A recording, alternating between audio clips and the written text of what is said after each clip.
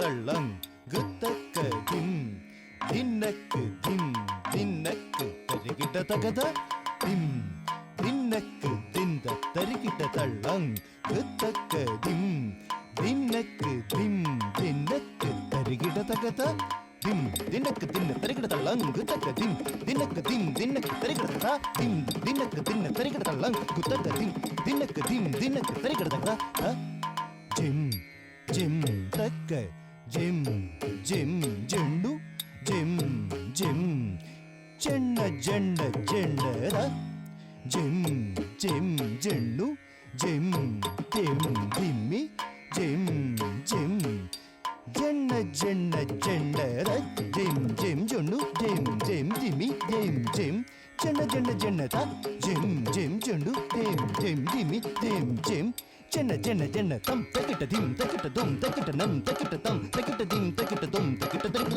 തം തക്കിട്ട ദിം തക്കിട്ട ദും തക്കിട്ട നം തക്കിട്ട തം തക്കിട്ട ദിം തക്കിട്ട ദും തക്കിട്ട തക്കിടും തം തക്കിട്ട ദിം തക്കിട്ട ദും തക്കിട്ട തക്കിടും തം തക്കിട്ട ദിം തക്കിട്ട ദും തക്കിട്ട തക്കിടും തം തക്കിട്ട തക്കിടും ദിം തക്കിട്ട തക്കിടും തം തക്കിട്ട തക്കിടും ദിം തക്കിട്ട തക്കിടും തക്കിടും തക്കിടും തക്കിടും തക്കിടും തക്കിടും തക്കിടും തക്കിടും തക്കിടും തം തക്കിട്ട തക്കിടും ത ദിം തക്കിട്ട തക്കിടും തൈ തം തക്കിട്ട തക്കിടും ത ധർമ്മക്ഷേത്രമഹീതലം രക്താഭിഷിക്തം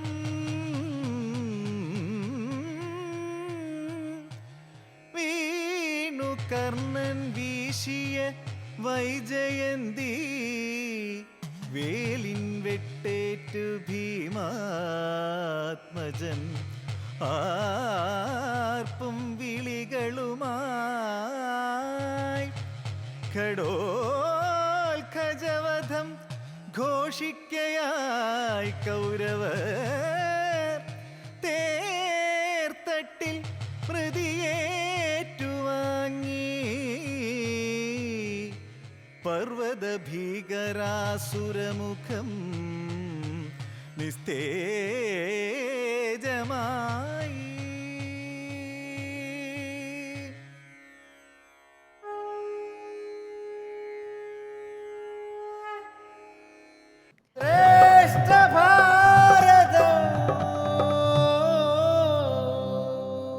അപ്പൊ നമുക്ക് ക്വസ്റ്റ്യനിലോട്ട് കടക്കാം. ഫസ്റ്റ് ക്വസ്റ്റ്യൻ ടീം എയോടാണ്. ക്വസ്റ്റ്യൻ ഇതാണ്: മോക്ഷാർത്ഥിയുടെ ഏകാഗ്രമായ വിദ്യാഭ്യാസത്തിൽ ശത്രുക്കളാകുന്നത് എന്താണ്? ഓപ്ഷൻ എ അലസത, ബി ലൗകികത, സി കാമക്രോധാദികൾ, ഡി ആർത്തി. Your time starts now. C കാമക്രോധാദികൾ. സി കാമക്രോധാദികൾ ലോക്ക് ചെയ്യട്ടെ. നമുക്ക് ലോക്ക് ചെയ്യാം. സി കാമക്രോധാദികൾ.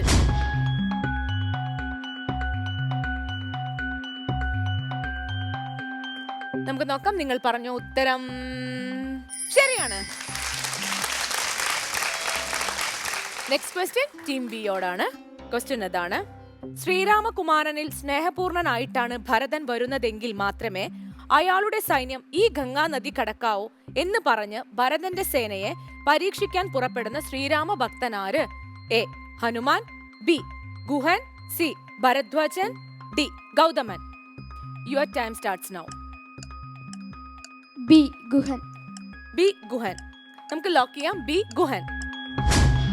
ഗുഹൻ ആരാണ്? നിഷാദ രാജാവായിരുന്നു. നിഷാദ രാജാവായിരുന്നു. ഓക്കെ, നമുക്ക് നോക്കാം. നിങ്ങൾ പറഞ്ഞ ഉത്തരം ശരിയാണ്. ടീം ബിക്ക് 2 മാർക്ക്. ടീം എയോടാണ് നെക്സ്റ്റ് ക്വസ്റ്റ്യൻ. ക്വസ്റ്റ്യൻ ഇതാണ്: ശ്രീരാമൻ പറയുന്നു, ഇന്ദ്രന്റെ പദവി കൂടി നിസ്സംശയം ഞാൻ ഉപേക്ഷിക്കും. എങ്ങനെയെങ്കിൽ? എ പൂർണ്ണമായി ലഭ്യമായില്ലെങ്കിൽ, ബി ആക്രമിച്ച് കീഴടക്കാനായില്ലെങ്കിൽ, സി അതിലിരുന്ന് അധർമ്മകൃത്യം ചെയ്യേണ്ടി വന്നാൽ, ഡി സന്തോഷം നൽകുന്നില്ലെങ്കിൽ. Your time starts now. C. Option C. Option C. അതിലിരുന്ന് അധർമ്മകൃത്യം ചെയ്യേണ്ടി വന്നാൽ. ഓക്കെ, ഓപ്ഷൻ സി അതിലിരുന്ന് അധർമ്മകൃത്യം ചെയ്യേണ്ടി വന്നാൽ. ഓക്കെ, നമ്മൾ ലോക്ക് ചെയ്തിരിക്കുന്നു. ഉറപ്പാണോ? അത്ര ഇല്ല അല്ലെ? നമുക്ക് നോക്കാം. എന്തായാലും ടീം എ പറഞ്ഞ ഉത്തരം ശരിയാണ്.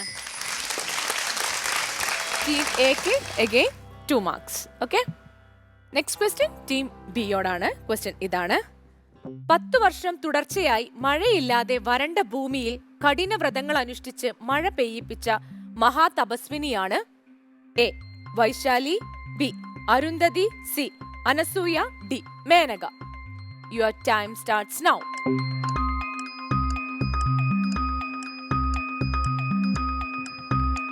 സി അനസൂയ. സി അനസൂയ നമ്മൾ ലോക്ക് ചെയ്തിരിക്കുന്നു. ആരാ അനസൂയ? ത്രിമഹർഷിയുടെ പത്നിയാണ്. ഓക്കെ, നോക്കാം. ടീം ബി പറഞ്ഞ ഉത്തരം ശരിയാണ്. ടീം ബിക്ക് 2 മാർക്ക്. അടുത്ത ക്വസ്റ്റ്യൻ ടീം എയോടാണ്. ക്വസ്റ്റ്യൻ ഇതാണ്: രാമായണം കാണ്ഡങ്ങളായാണ് വിഭജിച്ചിരിക്കുന്നത്.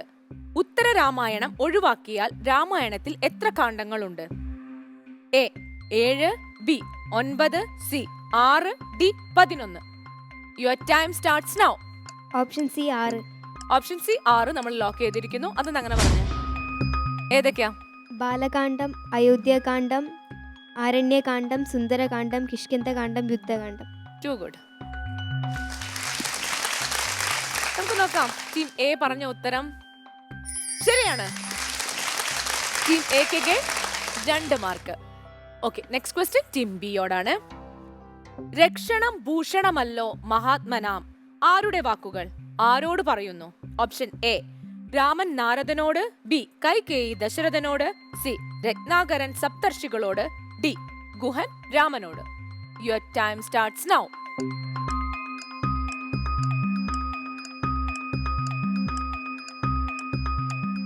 എ രാമൻ നാരദനോട്.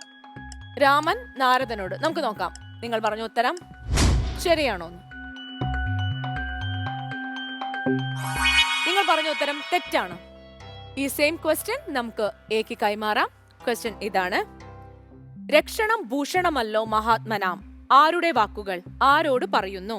ബി കൈകേയി ദശരഥനോട്, സി രത്നാകരൻ സപ്തർഷികളോട്, ഡി ഗുഹൻ രാമനോട്. Your time starts now. Option C Ratnakaran സപ്തർഷികളോട്. ഓപ്ഷൻ സി രത്നാകരൻ സപ്തർഷികളോട്. ഓക്കെ, നമ്മൾ ലോക്ക് ചെയ്തിരിക്കുന്നു.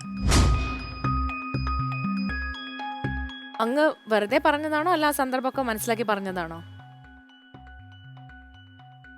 വെറുതെ. വെറുതെ. നമുക്ക് നോക്കാം.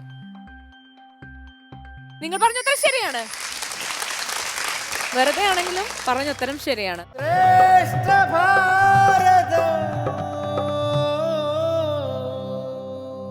ഓം അമൃതേശ്വരേ നമഃ. ഓം ബ്രഹ്മാർപ്പണം ബ്രഹ്മഹവിർ ബ്രഹ്മാഗ്നൗ ബ്രഹ്മണാഹുതം ബ്രഹ്മൈവതേന ഗന്ധവ്യം ബ്രഹ്മകർമ്മ സമാധിനാ. ഓം ശാന്തി ശാന്തി ശാന്തി. ഓം ശ്രീ ഗുരുഭ്യോ നമഃ. ഹരി ഓം. ഈ ശ്ലോകം കേൾക്കാത്ത ഭാരതീയരില്ല. നാം ആഹാരം കഴിക്കുന്നതിന് മുമ്പ് ചൊല്ലുന്ന ശ്ലോകം. ശ്രീമദ് ഭഗവത്ഗീതയിലെ 4-ാം അധ്യായം ജ്ഞാനകർമ്മ സന്യാസ യോഗത്തിലെ 24-ാമത്തെ ശ്ലോകമാണിത്. അർപ്പണം ബ്രഹ്മമാണ്, ഹവിസും ബ്രഹ്മം, അഗ്നിയും ബ്രഹ്മം, ഹോമിക്കുന്നവനും ബ്രഹ്മം, ഹോമക്രിയയും ബ്രഹ്മം. ഇങ്ങനെ കർമ്മങ്ങളിൽ സർവത്ര ബ്രഹ്മത്തെ കാണുന്നവർ ഒടുവിൽ ബ്രഹ്മത്തെ തന്നെ പ്രാപിക്കുന്നു. ഈ പ്രപഞ്ചത്തിലെ എല്ലാ കർമ്മങ്ങളും ബ്രഹ്മത്തിന്റെ ആരാധനകളാണ്. അങ്ങനെയിരിക്കെ ബ്രഹ്മകർമ്മ സമാധി കൊണ്ട് യുദ്ധത്തെ പോലും ബ്രഹ്മയജ്ഞമാക്കി മാറ്റാം എന്നാണ് ഭഗവാൻ അർജുനനോട് ഉപദേശിക്കുന്നത്. പുരാതന രാജർഷിമാരെല്ലാം തന്നെ ബ്രഹ്മയജ്ഞമായി കണ്ടിട്ടാണ് രാജഭരണം നിർവഹിച്ചിരുന്നത്. അതുകൊണ്ട് തന്നെ അവർ അതിലൂടെ മുക്തി പ്രാപിക്കുകയും ചെയ്തു. ഇത് പറയുമ്പോൾ ഓർക്കണ ഒരു കഥയുണ്ട്. ഒരു സന്യാസ ശ്രേഷ്ഠന് എപ്പോഴും പേപ്പർ വായിക്കാൻ മോഹം തോന്നുകയാണ്. എന്തുകൊണ്ടാണ് ഈ ആഗ്രഹമെന്ന് വിചിന്തനം ചെയ്തപ്പോഴാണ് മനസ്സിലായത്.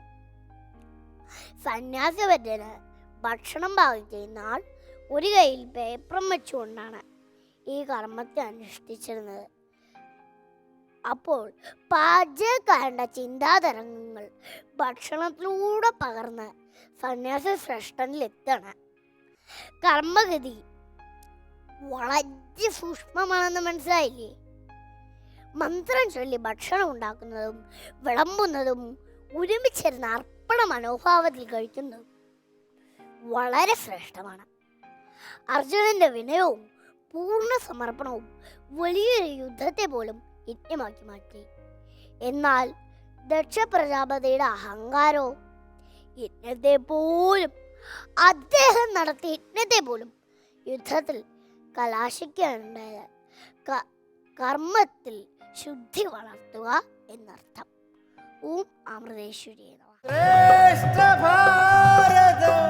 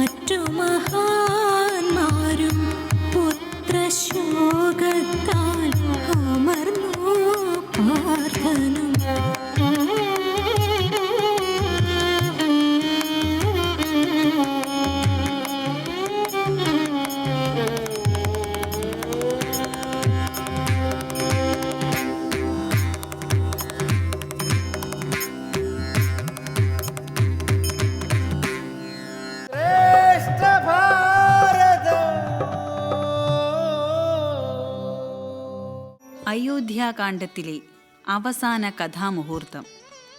ചിത്രകൂടം വെടിഞ്ഞ് ശ്രീരാമാദികൾ അത്രി മഹർഷിയുടെ ആശ്രമത്തിലെത്തുന്ന സുന്ദര കാഴ്ചയിലേക്ക്.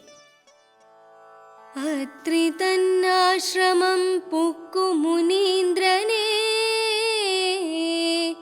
ഭക്ത്യാ നമസ്കരിച്ചു രഘുനാഥനും. രാമോഹമദ്യ ധന്യോസ്മി മഹാമുനേ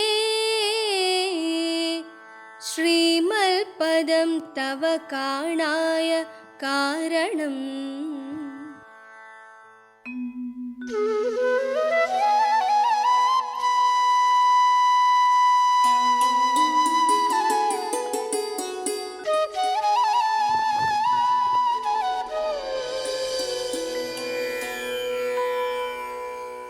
ഇതാണ് സപ്തർഷികളിൽ മുമ്പനായ അത്രി മഹർഷി. വണങ്ങുക.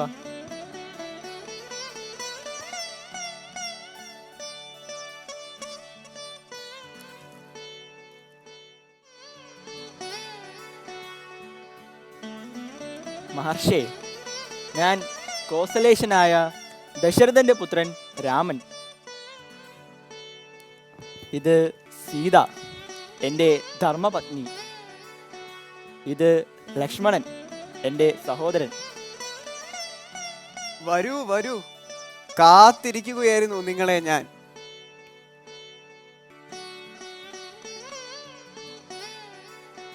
ഇതാ, ഇത് അനസൂയ, എൻ്റെ പ്രിയ പത്നി.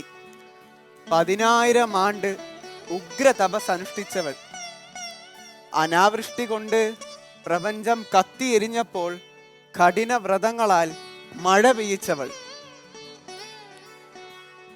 കുമാര, അങ്ങേക്ക് മാതൃതുല്യയാണിവൾ. വണങ്ങാം.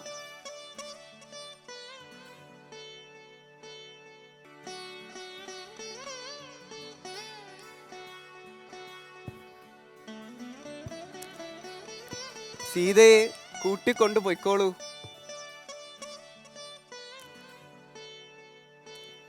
ചിത്രകൂടം വിട്ട് പോവുകയാണ് അല്ലേ? ദണ്ഡകാരണ്യത്തിലേക്ക് നീങ്ങുകയാണ്. രാമാവതാര ലക്ഷ്യത്തിന് അത് അനിവാര്യമാണല്ലോ അല്ലേ?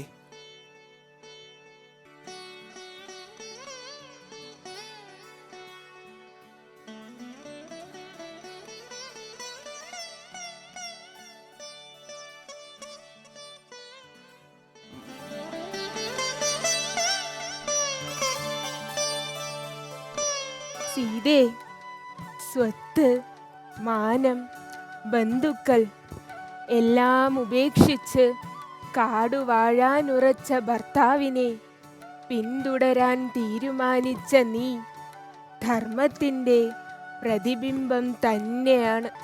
അമ്മേ അനസൂയ ദേവി, എൻ്റെ രാമൻ ഗുണസമ്പന്നനും ദയാലുവും ധർമ്മസ്വരൂപിയുമാണ്. അങ്ങനെയുള്ള ഭർത്താവിനെ ഏകനായി വനത്തിലയക്കാൻ ഏതു ഭാര്യയ്ക്ക് സാധിക്കും? തപസ് കൊണ്ട് ശുഷ്കമായ അമ്മയുടെ ഈ ശരീരം പോലും ഭർത്തൃസ്നേഹത്തിൻ്റെ പ്രതിരൂപമല്ലേ? അതേ മകളെ, ഭർത്തൃ ശുശ്രൂഷയുൾപ്പെടെ അനേകം വ്രതങ്ങളെടുത്ത് സമ്പാദിച്ച തപസ്സുണ്ടെനിക്ക്. നിന്റെ വാക്കുകൾ എനിക്ക് സന്തോഷം പകരുന്നു. എൻ്റെ ഈ തപസ്സിദ്ധി കൊണ്ട് ഞാൻ നിനക്ക് എന്താണ് ചെയ്യേണ്ടത്? അമ്മയുടെ സന്തോഷം തന്നെ എനിക്ക് മതിയായ പാരിതോഷികമാണ്.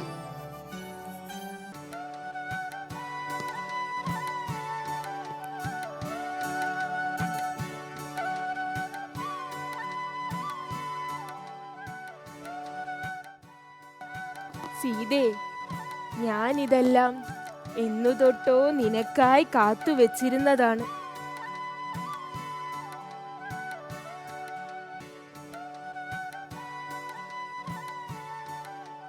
ഇതാ ദിവ്യമായ മാലകൾ.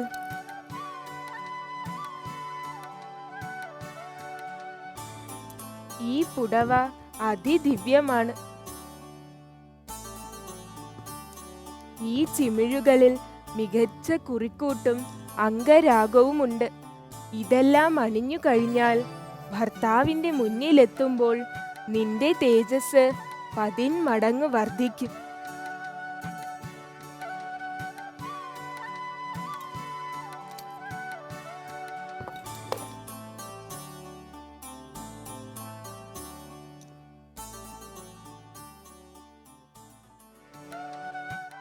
ഈ പ്രപഞ്ചം മുഴുവൻ വണങ്ങി നിൽക്കുന്ന തപസ്വിയാണങ്ങ്. അങ്ങനെയുള്ള അവിടുത്തെ ശേഖരത്തിൽ നിന്ന് ഈ വസ്തുക്കൾ ലഭിച്ച എന്നേക്കാൾ ധന്യായി ഈ ലോകത്ത് മറ്റാരും ഉണ്ടാവില്ല. ഈ സമ്മാനങ്ങൾ ലഭിച്ചത് കൊണ്ടല്ല നീ ധന്യയാകുന്നത്. നീ ധന്യയായതുകൊണ്ടാണ് ഇത് ലഭിക്കുന്നത്. ഈ ആഭരണങ്ങൾ ഒന്നണിയൂ, ഞാനൊന്നു കാണട്ടെ.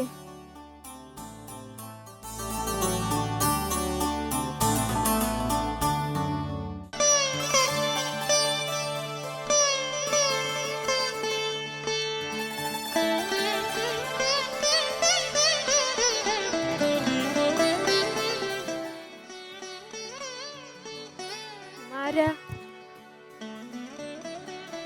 അന്ന് വിവാഹ ദിവസം നിങ്ങൾ നിന്നതുപോലെ പരസ്പരം ഒന്ന് ചേർന്ന് നിൽക്കൂ. ഞാനൊന്നു കാണട്ടെ. മകളെ അണിയിച്ചൊരുക്കി പുരുഷന്റെ കൈ പിടിച്ചേൽപ്പിക്കുന്ന ഒരമ്മയുടെ ആനന്ദം ഞാനൊന്ന് അനുഭവിക്കട്ടെ. നന്നു പാതിവൃത്യമാശ്രിത്യ രാഘവൻ തന്നോടുകൂടെ നീ പോന്നതുമുത്തമം. കാന്തി നിനക്കു കുറയായൊരിക്കലും ശാന്തനാകും തവ വല്ലഭൻ തന്നോടും ചെന്നു മഹാരാജധാനിയകം പുക്കൂ. നന്നായി സുഖിച്ചു സുചിരം വസിക്ക നീ, നന്നായി സുഖിച്ചു സുചിരം വസിക്ക നീ.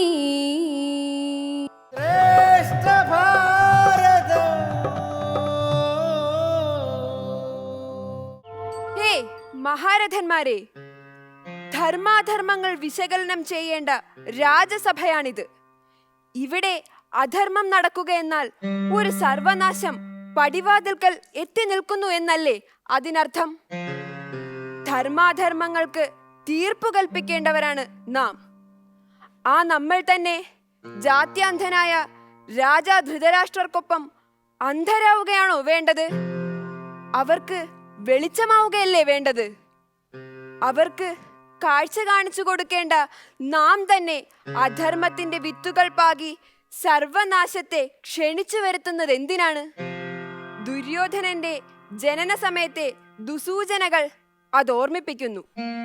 ധർമ്മജ്ഞനായ യമധർമ്മൻ പോലും ഒരു അധർമ്മം ചെയ്തതിനാൽ ശൂദ്ര സ്ത്രീയിൽ ഭൂമിയിൽ ജനിച്ച കഥ നമുക്കേവർക്കും അറിയാവുന്നതാണ്. സത്യമാണ് പ്രപഞ്ചം. എല്ലാം സത്യത്തിൽ അധിഷ്ഠിതമാണ്. ധർമ്മമാണ് എല്ലാത്തിൻ്റെയും ആധാരം. എവിടെ ധർമ്മമുണ്ടോ അവിടെ ഐശ്വര്യമുണ്ട്. മുനി മാണ്ഡവന്റെ കഥ നമുക്കേവർക്കും അറിയാവുന്നതാണ്. ധർമാധർമ്മങ്ങൾ പരിപാലിച്ചില്ലെങ്കിൽ ഉണ്ടാകുന്ന ഭവിഷ്യത്തുകൾ ഒരു അനുഭവ പാഠമായി തന്നെ നമ്മുടെ എല്ലാം മുന്നിലുണ്ട്. രാജ്യം അന്യം നിന്നു പോകുന്ന ഒരവസ്ഥയിൽ ആരും അറിയാതെയുള്ള അമ്മയുടെ ബന്ധത്തിലെ ആദ്യ പുത്രനാണു നാം. അമ്മ പുത്രോൽപാദനത്തിനായി വ്യാസമഹർഷിയെ ക്ഷണിച്ചു.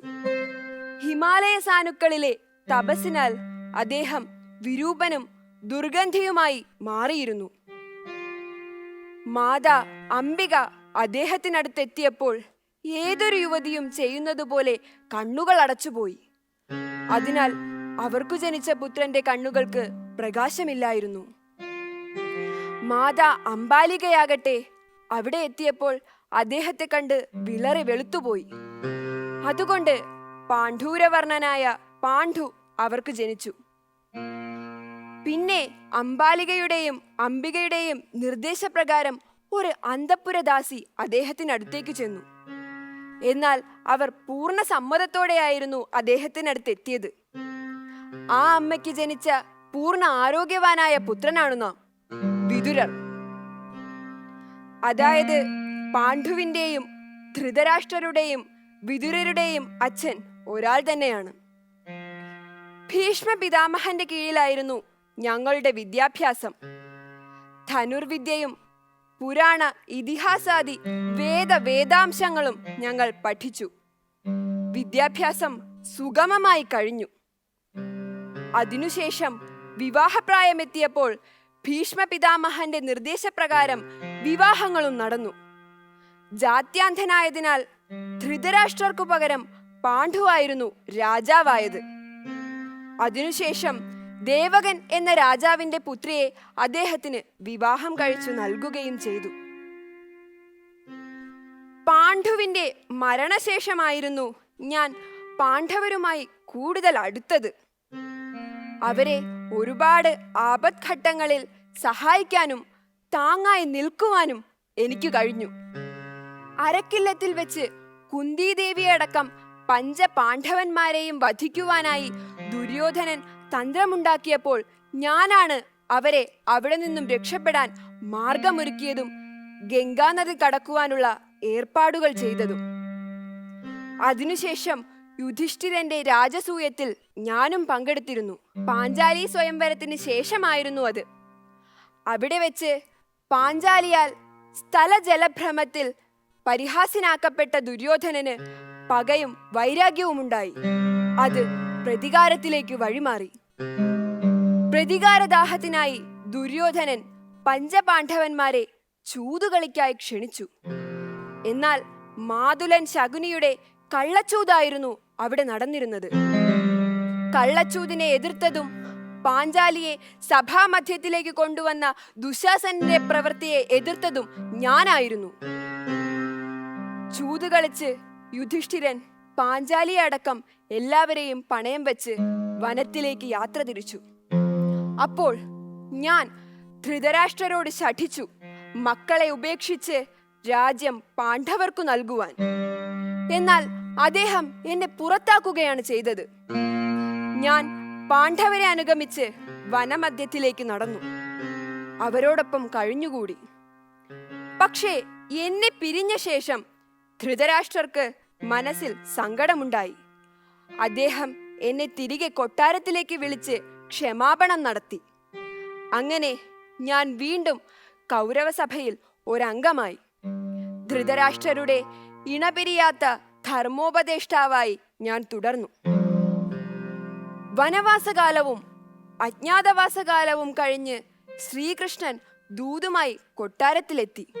അവിടെ വെച്ച് ശ്രീകൃഷ്ണനെ ബന്ധനസ്ഥനാക്കാൻ ശ്രമിച്ചതിലൂടെ ധർമാധർമ്മങ്ങൾ പരിപാലിക്കപ്പെടുന്നില്ല എന്ന് ഞാൻ ഉറക്കെ വിളിച്ചു പറഞ്ഞു. ശ്രീകൃഷ്ണന് പ്രത്യേകം ആതിഥ്യം അരുളുകയും ചെയ്തു. ദൂത് പരാജയപ്പെട്ടു. യുദ്ധം ആരംഭിച്ചു. എങ്ങും യുദ്ധം. ഒടുവിൽ ധർമ്മയുദ്ധത്തിൽ പാണ്ഡവർ ജയിച്ചു. യുദ്ധം കഴിഞ്ഞതോടെ കൗരവസഭ തന്നെ നാമാവശേഷമായി. മരണാസന്നനായിരുന്ന ഭീഷ്മ പിതാമഹന് ഞാൻ ചിതയൊരുക്കി.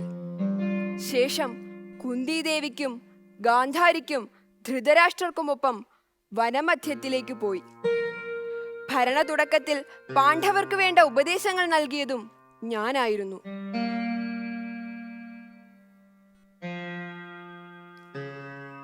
വനമധ്യത്തിൽ വെച്ചാണ് ഉദ്ധവരിൽ നിന്നും ശ്രീകൃഷ്ണന്റെ മഹാനിര്യാണ വാർത്ത ഞാൻ അറിഞ്ഞത്. എനിക്കാകെ വ്യസനമായി. അവിടെ എന്നെ സന്ദർശിക്കാനായി യുധിഷ്ഠിരനെത്തി. അപ്പോൾ ഞാൻ യോഗനിദ്രയിലായിരുന്നു.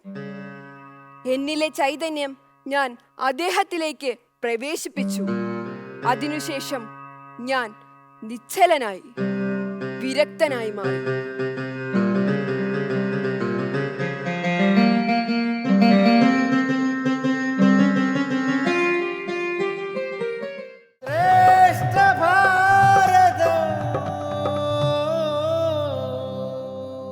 പൂർവം രാമ തപോവനാദിഗമനം ഹത്വാ മൃഗം കാഞ്ചനം വൈദേഹീഹരണം ജടായുമരണം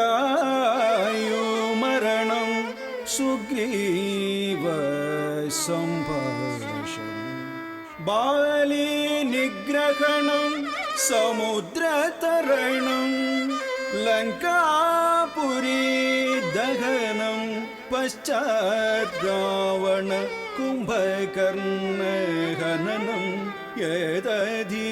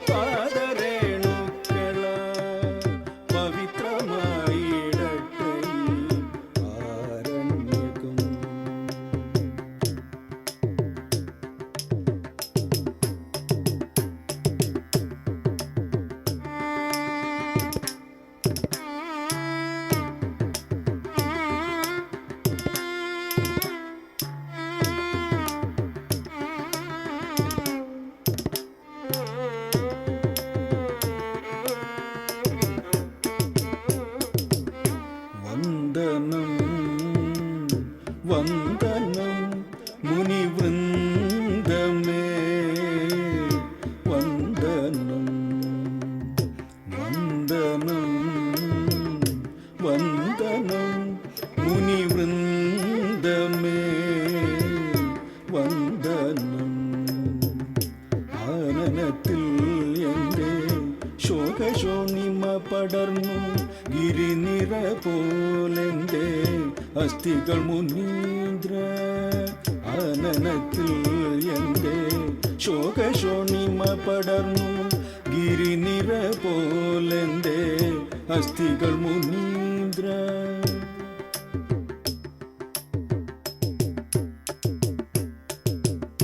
യാഗമന്ത്രങ്ങൾ ഉരുവിട്ടൊരിയാകവരെ കലപുരിക്കയച്ചതിൻ അടയാളമല്ലോ ഇത് യാഗമന്ത്രങ്ങൾ ഉരുവിട്ടൊരിയാകവരെ കലപുരിക്കയച്ചതിൻ അടയാളമല്ലോ ഇത് അരുണകിരണോദയത്തിൽ അരളിനാളം തെളിയാൻ അരുണകിരണോദയത്തിൽ അരളിനാളം തെളിയാൻ അനുഗ്രഹം ചൊരിയൂ ദേവാ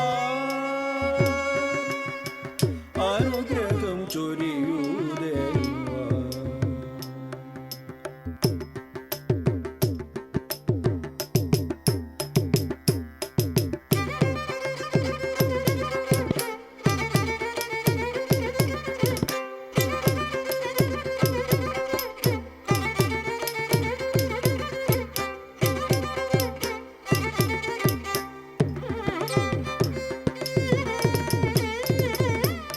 നിഷ്ഠുരതരമായ ദുഷ്ടരാക്ഷസകുലം ഒട്ടൊഴിയാതെ കൊന്നു നഷ്ടമാക്കിയിടുവാൻ നിഷ്ഠുരതരമായ ദുഷ്ടരാക്ഷസകുലം ഒട്ടൊഴിയാതെ കൊന്നു നഷ്ടമാക്കിയിടുവാൻ ഞാൻ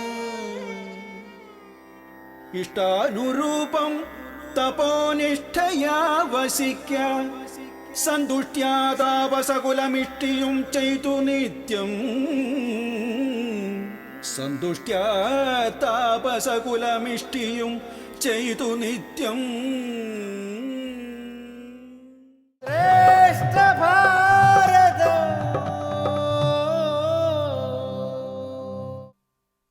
ഓ, ഞാൻ ഈ രാത്രിയിൽ എങ്ങോട്ട് പോകും? അയോധ്യ ശൂന്യമായതുപോലെ എന്നെ വളർത്തി വലുതാക്കി എന്റെ ജീവിതം പടുത്തുയർത്തിയ അയോധ്യ നഗരമേ, വിട നൽകിയാലും ഈ കനത്ത ഇരുട്ടിൽ ഞാൻ എങ്ങോട്ട് പോകും?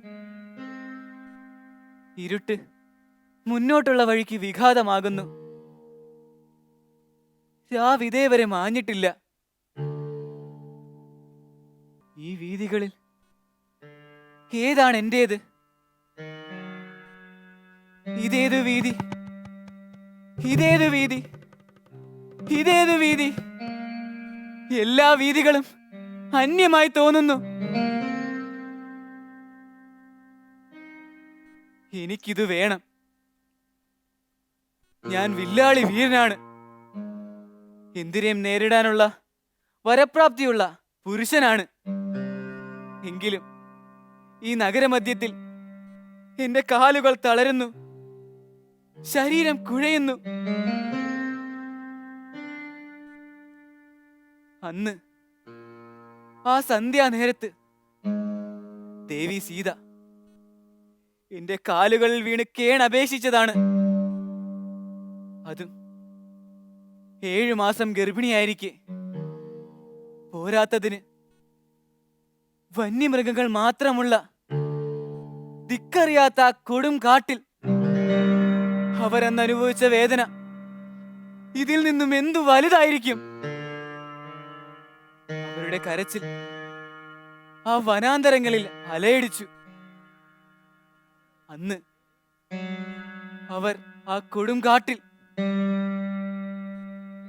ഇന്ന് ഇവിടെ ഒരു കൊടും കാട് പോലെ തോന്നുന്നു. അതുപോലെ ഒളിഞ്ഞു നിന്ന് ഭാര്യയെ അമ്പെയ്ത് കൊന്നപ്പോൾ ആ താരയുടെ നിലവിളി ഹൃദയം ഭേദിക്കുന്നതായിരുന്നില്ലേ? ബാലി സുഗ്രീവ കലഹം തെറ്റുധാരണയുടെ പുറത്തായിരുന്നില്ലേ? പിന്നെ ഊർമിള അന്തഃപുരത്തിൽ എന്റെ സാമീപ്യത്തിനായി കൊതിച്ചു. ഞാനപ്പോൾ ജ്യേഷ്ഠന്റെ പാദസേവകനായി കഴിച്ചുകൂട്ടുകയായിരുന്നു. ഭർത്താവ് മരിക്കാതെ വൈധവ്യം സ്വീകരിച്ചവൾ. അവളന്ന് എത്രമാത്രം ഉരുകിയായിരിക്കും ഉരിയാടാനാവാതെ നിശബ്ദ സ്നേഹമായി അന്തഃപുരത്തിനുള്ളിൽ കഴിച്ചുകൂട്ടിയത്. ഓ, കൊടും പാതകം പോലെ തോന്നുന്നു. പിതാ ദശരഥ മഹാരാജാവ് മാതാ കൗസല്യയെ വിവാഹം കഴിച്ചു. അതിൽ ശാന്ത എന്ന പെൺകുഞ്ഞ് പിറന്നു. അവളെ ദത്തു നൽകി. പിന്നെ അപുത്രതാ ദുഃഖം കാരണം അദ്ദേഹം 2 വിവാഹം കൂടി കഴിച്ചു. ഒന്നിലും സന്താനങ്ങൾ ഉണ്ടായില്ല. ശേഷം പുത്രകാമിഷ്ടി യാഗം നടത്തി. യാഗത്തിൽ നിന്ന് ഉയർന്നു വന്ന ദിവ്യൻ നൽകിയ പായസപ്രസാദം മാതാ കൗസല്യയ്ക്കും മാതാ കൈകേയിക്കും നൽകി. അവർ 2 പേരും അതിൽ പകുതി വീതം മാതാ സുമിത്രയ്ക്കും നൽകി. അങ്ങനെ മാതാ സുമിത്രയ്ക്ക് ഞാനും ശത്രുഘ്നനും, എനിക്ക് കൗസല്യതനയനായ രാമനോടായിരുന്നു ഇഷ്ടം. ഞങ്ങൾ 4 പേരും വളർന്നു. പഠനവും ആയുധാഭ്യാസവും അയോധ്യയിൽ വസിഷ്ഠമുനിയുടെ കീഴിൽ നടന്നു. പഠനം കഴിഞ്ഞ് രാമചന്ദ്രനെ യുവരാജാവായി അഭിഷേകം ചെയ്യാനുള്ള ഒരുക്കങ്ങൾ തുടങ്ങി. അന്നു മുതൽ തുടങ്ങിയതാണ് ഈ അലച്ചിലും ദുരിതവും.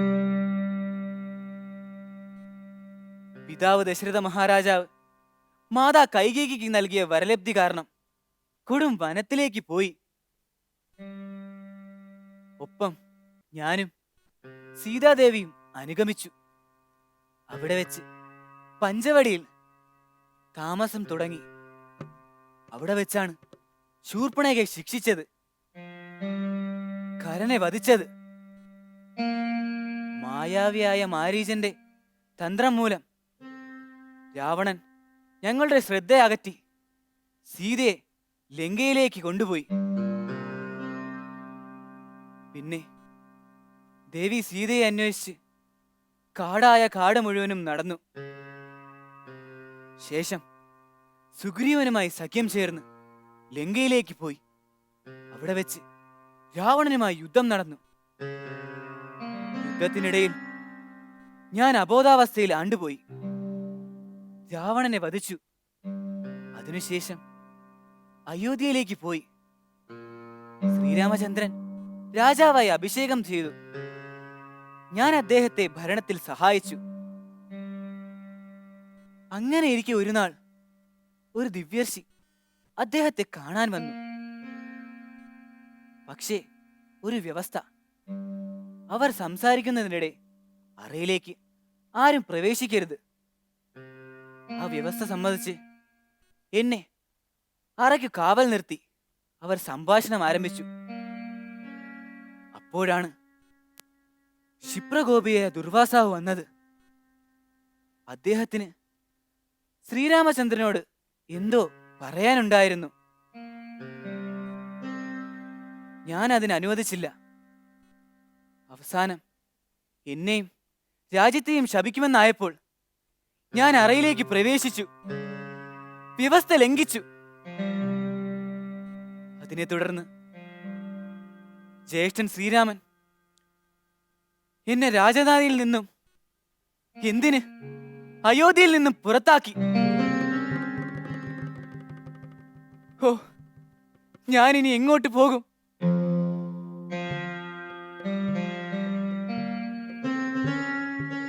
ഞാൻ എത്തിയിരിക്കുന്നത് സരയൂ നദി തീരത്തേക്കാണല്ലോ. ചിലപ്പോൾ ഇതായിരിക്കും എന്റെ രാജധാനി.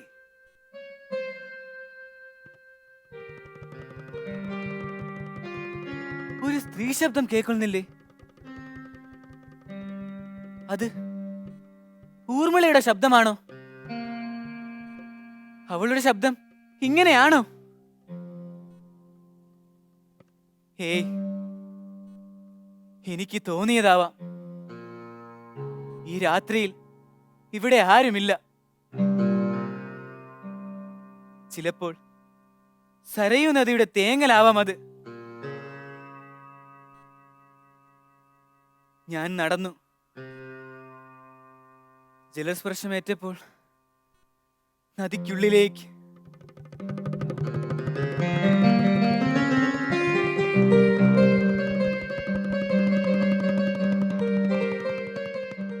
ശ്രേഷ്ഠ ഭാരതം. ഓം അമൃതേശ്വരി നമഃ.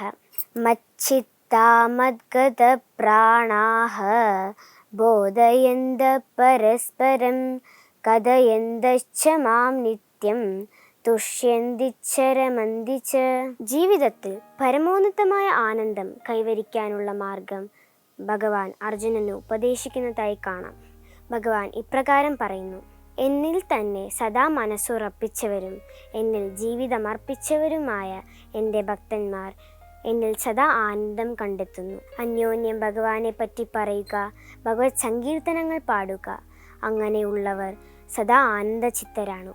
ഇവർ ജനന മരണ ചക്രം തന്നെ വിസ്മരിക്കുന്നു. അവർക്ക് രാത്രിയെന്നോ പകലെന്നോ ഉള്ള ഭേദമില്ലാതെ ദേഹചിന്ത ഉപേക്ഷിച്ച് ഞാനുമായി ഏകത്വം പ്രാപിക്കുന്നു. അസുലഭമായ ആനന്ദമാണു അവർ അനുഭവിക്കുന്നത്. ജീവിതത്തിൽ ഭഗവജ്ഞാനം കൈവരിച്ച സജ്ജനങ്ങൾ ഈശ്വര ചൈതന്യത്തിലാണ് മനസ്സുറപ്പിക്കുന്നത്. അവർ മറ്റുള്ളവർക്ക് ഈശ്വരനെ കുറിച്ചുള്ള ബോധം പകരുന്നു. ഈ ഭഗവത് കീർത്തനങ്ങൾ പാടി പാടി അവർ ആനന്ദിക്കുന്നു. ആ ചൈതന്യത്തിൽ ലയിച്ച് അവരുടെ ചിത്തം സംതൃപ്തി നേടുന്നു. ആത്മജ്ഞാനം നേടാനുള്ള ആഗ്രഹത്താൽ അവർ ജനനവും മരണവും വിസ്മരിക്കുന്നു. ആ ഭക്തന്റെ എല്ലാ ഇന്ദ്രിയങ്ങളും ഭഗവാനിൽ തന്നെ ലയിക്കുന്നു. എന്താണോ ആനന്ദം നൽകുന്നത് അതിൽ സദാ ലയിക്കുക എന്നത് മനുഷ്യ മനസ്സിൻ്റെ പ്രകൃതിയാണ്. ഭഗവാനോടുള്ള ഭക്തി ഭക്തരുടെ ജീവിതത്തിൻ്റെ അടിസ്ഥാനം തന്നെയാണ്. ഭക്തിയിൽ നിന്ന് അവർക്ക് ജീവിതത്തിൻ്റെ അർത്ഥവ്യാപ്തി, ലക്ഷ്യം, ജീവിക്കാനുള്ള ശക്തിയും ലഭിക്കുന്നു. ഭഗവാനെ കുറിച്ചറിയാനാണ് ഭക്തന് ഏറെ താല്പര്യം. ഭക്തന്റെ ഓരോ ശ്വാസവും ഭഗവാനിൽ ലയിച്ചിരിക്കുന്നു. സദാ ഭഗവാൻ അടുത്തുണ്ട് എന്ന പോലെ അവൻ ആനന്ദിക്കുന്നു. അങ്ങനെ ഒരു പരമഭക്തൻ സർവസ്വവും സമർപ്പിച്ചുകൊണ്ട് ഭഗവാനിൽ ലയിക്കുന്നു. തൊട്ടടുത്തു കിടക്കുന്ന 2 നദികളിൽ ജലം നിറഞ്ഞു കവിഞ്ഞൊഴുകുമ്പോൾ അവ ഒന്നായി ചേരില്ലേ? അതുപോലെ ആത്മജ്ഞാനികളായ ഭക്തന്മാർ ഒത്തുകൂടുമ്പോൾ അവരുടെ ആനന്ദം പ്രകടിതമാവുന്നു. അങ്ങനെ ഒരു ഭക്തന്റെ ആത്മജ്ഞാനം മറ്റൊരു ഭക്തന്റെ ഭക്തിക്ക് അലങ്കാരമാവുന്നു. അനുഗ്രഹിക്കപ്പെട്ട ആത്മാക്കൾ ഒത്തുചേരുമ്പോൾ ഭഗവത് ഭക്തിയുടെ സമ്പൂർണ്ണ ഭാവം നമുക്ക് കാണാൻ കഴിയുന്നു. അമ്മ ധ്യാന സമയത്ത് പറയാറുണ്ട്, നമ്മുടെ ശരീരം അനേകം സെല്ലുകൾ ചേർന്നതാണ്. അതിലെ ഓരോ സെല്ലും ഭഗവാനെക്കുറിച്ച് ചിന്തനം ചെയ്താൽ, പരമപ്രേമം നിറഞ്ഞു തുളുമ്പിയാൽ അതിൽ പരം ആനന്ദം വേറെയുണ്ടോ?